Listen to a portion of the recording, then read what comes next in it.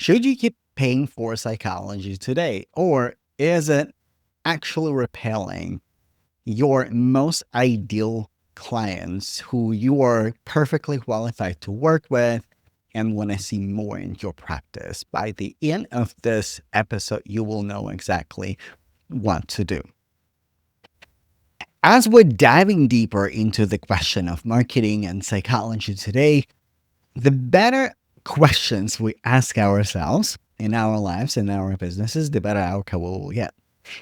And the better question is not should you keep paying for psychology or is psychology today will work, but the better question is can you actually identify, can you actually walk me through the process, what your client is thinking and what they're doing when they finally decided to look for help? Let's say it is 11 p.m. on a random Tuesday or afternoon, and they're after work and they know the next step for them to look for a therapist. Where do they go? What they actually put in Google search, and when they finally and how they finally decide for a therapist, what kind of therapist they're going to end up working with. And for that, I invite you not just rely on the data. And of course, most of you who are running private practices, like how your clients is coming to you. And also, I would like you to do a short exercise because data or assumptions of the data that we get from the clients may say one thing, but also the reality can be a little different. I invite you to really close your eyes for a second and go within and connect with your most ideal client. And this is the nature, this is the skill of your true self, connectedness. And it's not you becoming your client, as you are really connecting on such deeper level with your client that you can actually see step by step their struggle, their yearning, their desire before and after. And you may have gaps and you may have questions that you don't know how to answer yet, and that's okay. But what would they do? Like, what do they start with Google? Do they start with social media? Are they already listening to psychologists or therapists? Are they in personal development? Or maybe they're looking for a retreat specifically for somebody who has an anxiety, or they go on Psychology Today and they're just searching based on their location and they may not know a lot about psychotherapy. They're searching by their insurance. Can you take their insurance?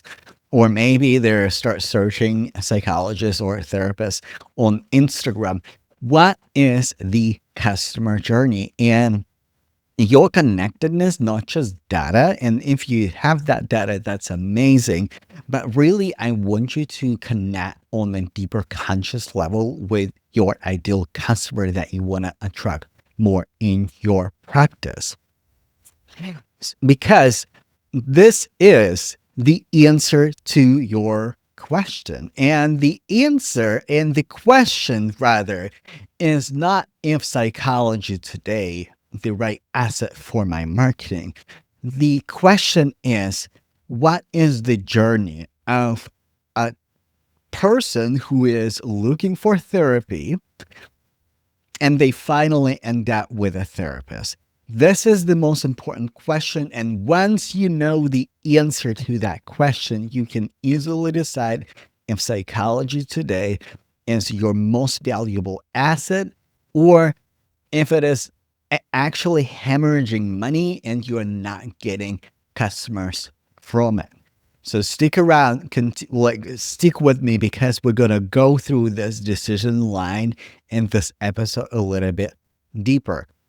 So let me picture this. When I was looking for a psychologist. And if you don't know my origin story, I'm from Russia, I'm from Moscow, and I was working as a psychologist in Moscow. And when I was on my professional journey, it is not a requirement, but I knew because I wanted to be a good therapist. And as a good therapist, as an effective therapist, you know that we as therapists, we have to go and see therapists to address our issues, what we're dealing with, and get our mental health in check so we can be most resourced and resourceful for our clients.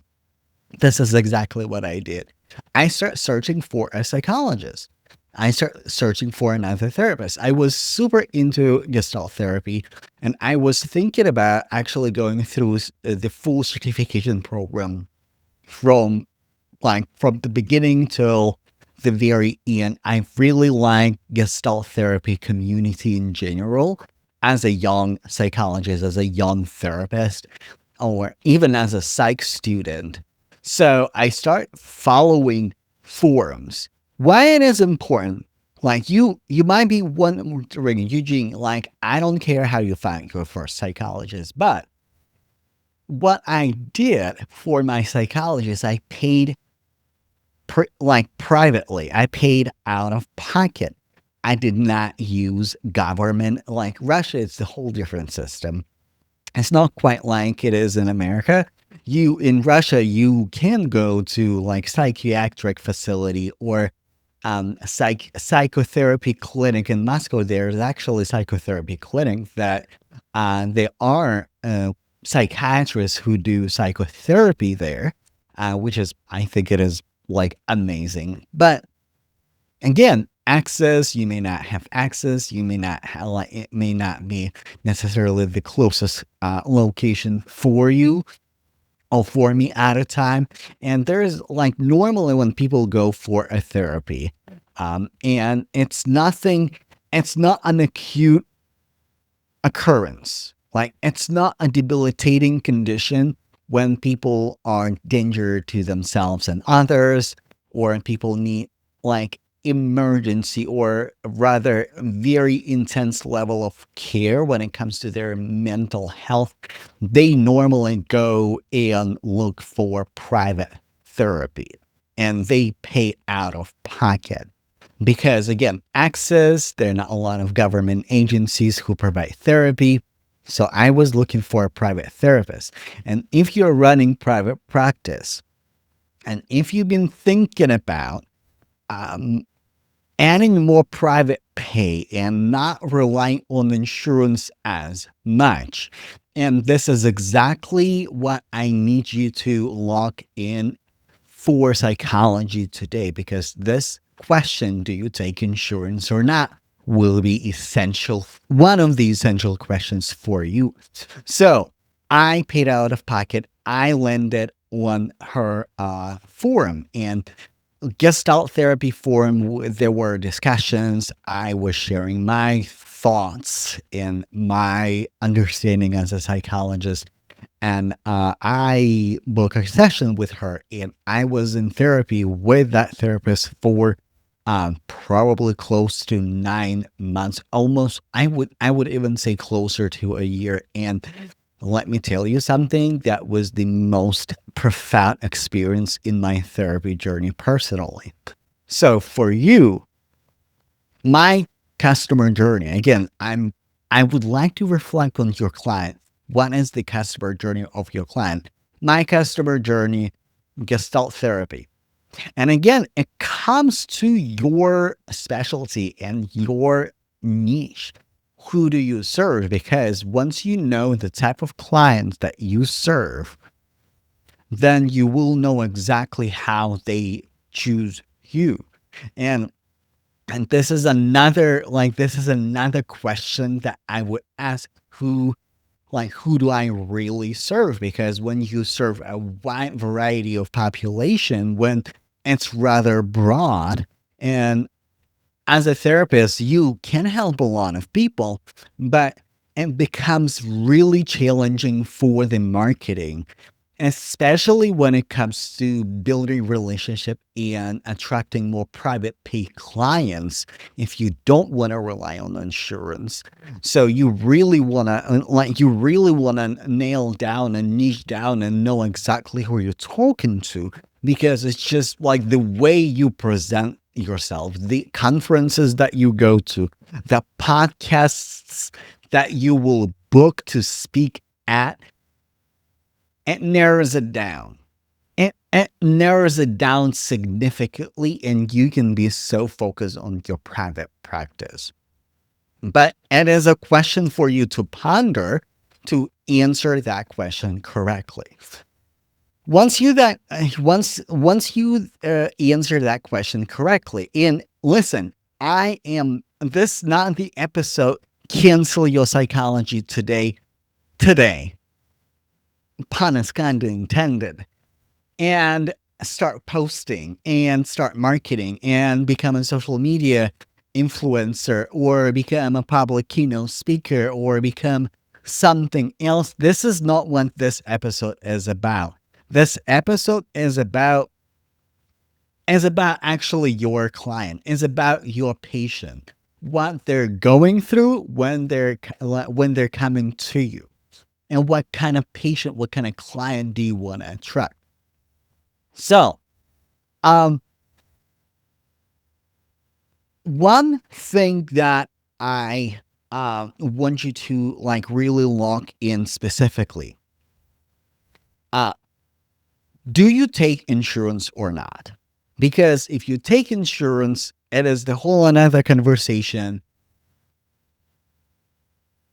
I personally, and again, this is my subjective opinion, private pay and the fee that allows you to sustain your business, grow your business, invest in your family and in your business, and and be well compensated and resourced, and work the hours that you actually desire, and eventually create self-led business from self-leadership. It's rather challenging. It is possible, but it can be challenging building with insurance. And it's a whole another conversation for another episode. Like, I don't want to add more confusion to it. But when it comes to psychology today, let's say your customer lands on psychology today. Let me tell you, when person has no emotional connection to you, there are so many variables that you cannot control. One variable that you cannot control is that they know how to look for a therapist. If you are working with other therapists, like, let's say, like myself, I know exactly what I want. I want IFS. I want LGBTQ affirming care. I want person who is open-minded about wealth and money mindset and wealth creation. And this is probably something, if it's not written on the profiles, then this is something that I will ask on the consultation. Like, I'm an entrepreneur, and how's your relationship with money? It's important to me. So, and have you worked with entrepreneurs? So these are my criteria, and I will go through the list. But then, so many little things affect your customer choice. Number one, your description. Is it like clinical and overwhelming? Are you using professional terminology and jargon like CB, like DBT, IFS, psychodynamic therapy, stuff like that, that probably the vast majority of people don't understand what it means unless they went to school. And if you work with therapists, great. They understand you. This is your target audience. You're speaking directly to them. You're speaking directly to me. So when you do that, and because like I'm that very very solution aware customer, I know what solution I personally want. But do you describe the problems that that you are working with, because person comes to you with a problem. It's really rare when people looking for therapy like something is just wrong. And if it is your client, by the way, sometimes we do have those clients when people say, you know what, something is just not right. This is the best copy that you will take from your sessions. I mean, keep it privacy, keep it confidentiality, of course. But what is the main phrase your person is saying that goes on top? That you speak directly to the customer. If you whatever, if something feels wrong, do you feel like your anxiety is debilitating, stopping you from whatever career advances, uh, affects your intimate relationship, affects your sex life, affects your dating life, whatever your customers are saying on your therapy sessions, like what is the majority, what is the common denominator of those phrases that they commonly come to you and get the best outcomes, that goes on top. And then how do you help them? And you can then you can sprinkle a little bit. You can say, hey, I use EMDR. Hey, I use IFS therapy. I use IFS therapy, EMDR. I use EMDR, Gestalt therapy, and psychoanalysis, for example, or hypnotherapy for complex PTSD. And they probably you will have clients who know certain psychological terminology or psychiatric terminology, and they might recognize. Then you have your methods, what you use, and normally you should not click every single section of the therapy that you're working with, because again, it can be confusing. But if your statement how you help them has that, then it's probably not going to affect you that much. But then the most important question comes in: how do they pay? How do they pay? And if your customer is looking for insurance and your private pay, that is probably another friction for them. And the private pay client, take it from my experience, I'm willing to pay private pay for a therapist.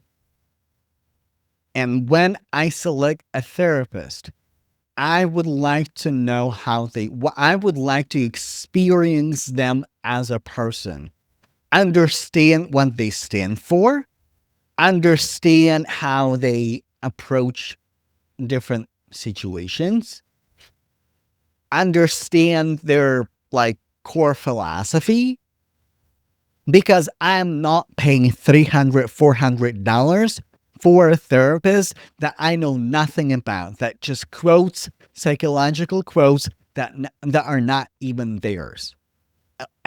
Again, maybe I'm wrong. I'm personally not doing that. But when I see a therapist that speaks specifically to me, example, recently I found a gay therapist for gay men. I mean, he speaks exactly, and I mean exactly, to me. And my next question is whether or not that dude is working with IFS, whether or not I can experience IFS therapy with a therapist. And even then, I am evaluating my options. Even if he is not using IFS, I still might pay him $300 for a session, because he talks exactly to me. Because in his last YouTube videos, he explained my life, my struggles, my experiences better than I ever could.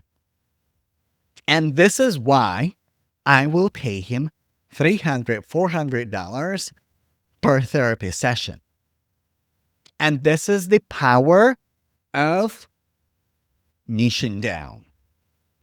This is the power of knowing exactly who you're talking to. The same thing, even if you are not as niche, your customer that is private pay, that is like on a more sophisticated level and comes for more sophisticated therapy, they will make that choice. They will make that choice exactly like that. How do you connect with them? Because for them, they might find you on Psychology Today as it where they make a mind decision, or do they find you through podcasts? Do they find you through YouTube? Do they find you through social media?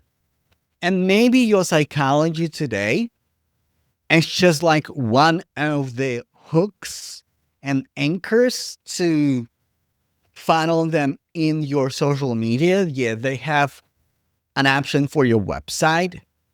Maybe this is how they start consuming your content.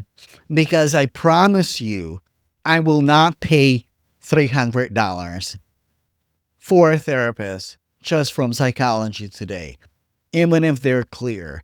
But they have no body of work. They have no visible body of work that I can actually connect with. I'm simply not doing that. I'm simply not doing that.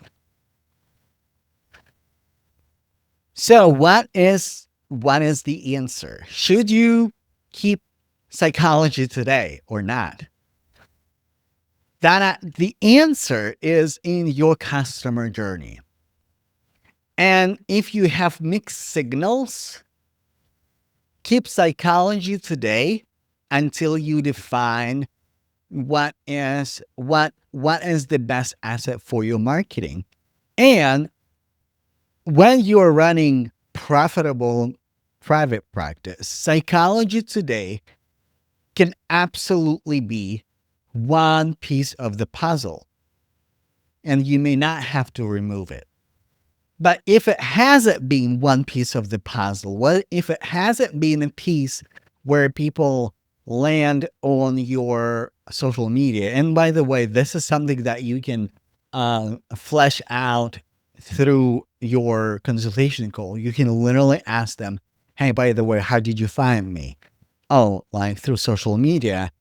Do you remember how did you find me on social media? Oh, like I was looking for a psychologist and I landed on Psychology Today and I consume your content. Oh, signal. Psychology Today was the entry point. Or if they say, you know what? You were speaking on that podcast about that topic and it got me so interested. And this is how I start following you. Signal. You need to do more public engagement, more speaking on other people's podcasts. Or I find you through LinkedIn post. And you know what I mean? And you're looking for common denominators. And that is your answer. But for profitable, wealthy, healthy, resourced private practice, where you can make a difference, when you can attract clients that you truly want to work with, and when you can create opportunities for yourself, for other therapists, for other clients who cannot afford $300. And by the way, one of the business tiers that I keep talking about in my live stream is a tithing tier. Is when you are so resourced, you're so profitable that you can dedicate either money or time resources of you where you can serve people who can't afford therapy, maybe donate to ethical psych ward or mental health clinic or public mental health or social worker organization, people who need resources right now because therapists, a lot of therapists are under-resourced, overworked, and what they need right now, resources. And when you are resourced you can provide those resources. So, but it starts with the foundation. It starts with self-leadership, with the concept of self. And I'm speaking in terms of internal family system. The concept of self, it is your core consciousness. It is your core energy that cannot be damaged, cannot be destroyed. It's not wounded. It's not traumatized. It's not broken. It's just is. And everything that is not that, it's just the parts that you need to address. And you need to reconcile that to allow more self-leadership in you. And the more self-leadership you have, the more energy of self you have, the more you have the ability to create creative, courageous, compassionate business that is self-led, where you're not in operator seat. But it is another topic for another live stream. Listen, if you're a private products therapist, you're listening to me, you're watching this episode, and that is resonating with me, send me a DM on Instagram or LinkedIn. If you need an audit for your private practice, connect with me. I do have an audit. I will send you all of the details over the DM. I promise you, like I'm not gonna hide any prices. It's not like there's no bait and switch. And it's, by the way, on my website. You can go to my website. You can look at my website, what I'm offering. But I think if it resonates and you have questions, what is the next step? What are the money leaks in my practice, and how I can actually optimize my private practice to like work with clients that I want, or expand visibility, or identify what is your lane. Is it social media? Is it public speaking? Is it networking with local businesses? Because there's no one size that fits all private practice therapists. There's none. So connect with me on social media. Send me a DM if you need a audit for your private practice. I'm more than happy to do that. And if you're looking for a mentor one-on-one coach, I have few spots available. Again, send me a DM and say, hey, I would like to join your program. All information is on my website. Visit my website. And I would like to hear from you. So again, thank you so much for listening and watching this episode. And I will catch you in the next video. Bye, y'all.